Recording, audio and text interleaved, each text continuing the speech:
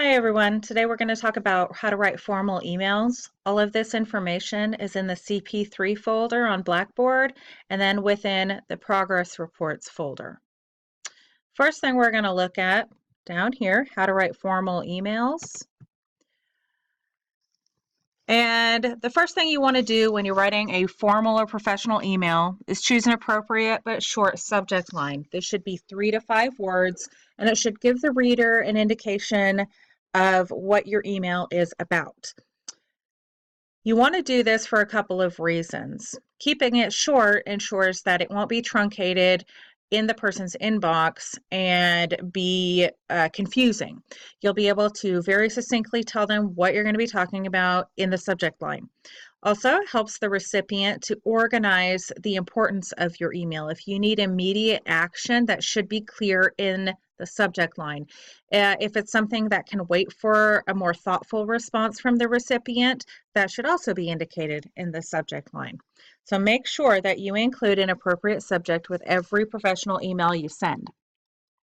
The second thing, consider whether your email needs to be sent to a single person or multiple people. Think about the recipients. Does the person receiving it need to take immediate action or be the primary person that you are relaying knowledge to? Is it one person, two people, three people? You get to decide who all is the most important person to be the recipient of the email. So it could be your boss, and then also your manager, the CEO of the company, the vice president, the accountant. It could be any number of people. But if multiple people need to take immediate action or have immediate knowledge about something, then you keep those people in the to line. If it's just people you need to keep in the loop just to make sure that they understand what's going on, then you put that person or those people in the CC line in the email. And then the BCC box you probably won't ever use, or if you do use, it's very rarely, is a blind carbon copy. And that's only used when you want somebody CC'd on something, but you don't want the original recipients and the to line and the CC line to see that you've also sent it to them. So again, not very often used, but sometimes. Number 3, begin with an opening salutation. This is simple. You just write, "Dear Dr. Smith, dear Mr. Smith, dear Ms. Smith." If you know the gender of the person that you are sending it to, then you could say "Dear Sir" or "Dear Madam." You want to personalize it as much as possible, though. So having that more formal opening salutation that includes a name is appropriate. Make sure that you check to see that if the person is a doctor or a reverend or has any other kind of title before you finish up that opening salutation. If all else fails, you can always write "To whom it may concern" as that opening salutation. That's if you don't know the gender or if you don't know the person's name, if it's more of a generic email. Number 4. If applicable, thank the recipient. And again, only if it's appropriate to do so. Don't go thanking people all over the place. If the person has done something for you, or if they are taking time out of their busy schedules to read your email and give you consideration, then you want to thank them. Thank you for taking the time to read this email, or thank you for your consideration. Again, only if appropriate, not appropriate in every single case. Number 5, state the purpose for writing clearly and succinctly. This is similar to what you would write on a memo. In a memo, you write the purpose of this memo is. In an email, that's a little clunky, so you can use simple language like "I am writing in reference to" or "in response to." So you want to give the reader a clear indication of why you're writing. Remember that when you are writing to busy, grouchy people, you want to make sure that they have a reminder of what you're writing about, because you are probably one of potentially hundreds of people they have to interact with daily. They are not going to immediately remember why you're writing, who you are, what your project is, or any number of a combination of those things. So make sure you remind them why you're writing in the email.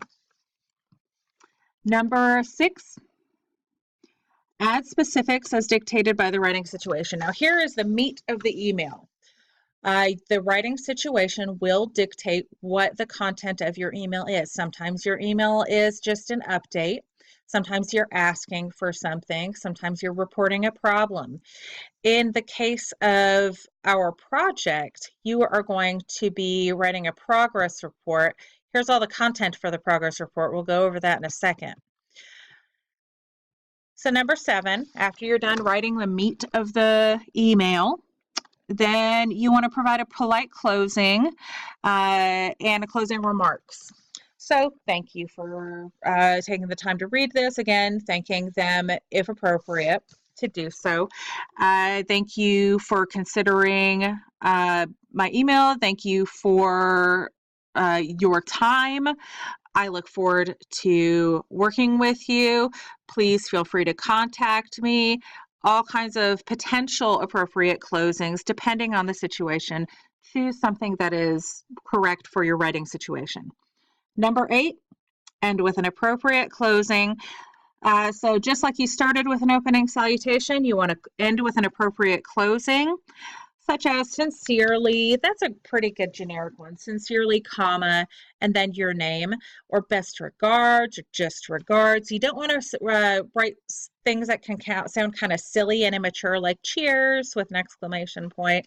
Something like that. If it's appropriate to say very respectfully or with gratitude, then that's okay. But don't say that unless you mean it, unless it's appropriate to do so.